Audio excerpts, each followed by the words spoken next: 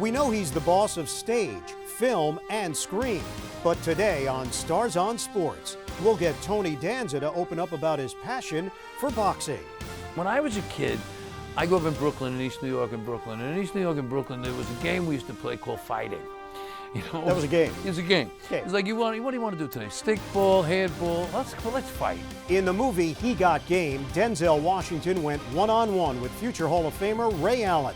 If Denzel had the chance to cover Allen in Game 6 of the NBA Finals, how would he do it? Make him go left.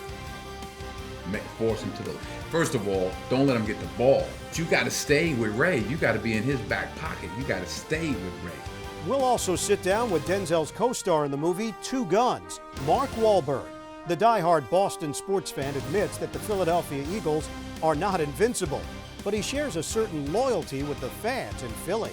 Still, my second favorite football team is the Eagles, for sure. You know, if I'm rooting for the Patriots, I'm rooting for the Eagles. You know, the sense of pride that city has, and, you know, the amount of respect and love that they gave me. And he's one of the most accomplished movie directors of any generation.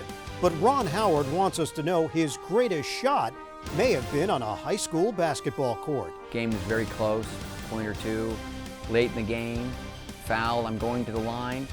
It's an away game. The opposing team's band strikes up the Andy Griffith theme song. Dun-dun-dun, dun-dun-dun-dun-dun, and then they all go, 1, 2, 3, miss it, Opie.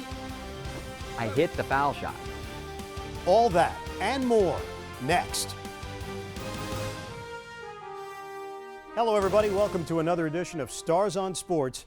I'm your host, Ian Eagle. Over the next hour, we'll sit down with some of Hollywood's biggest names, not only to catch up on their latest projects, but also to give them the opportunity to talk some sports. Many entertainers are die-hard sports fans, and often those two worlds intersect on the silver screen.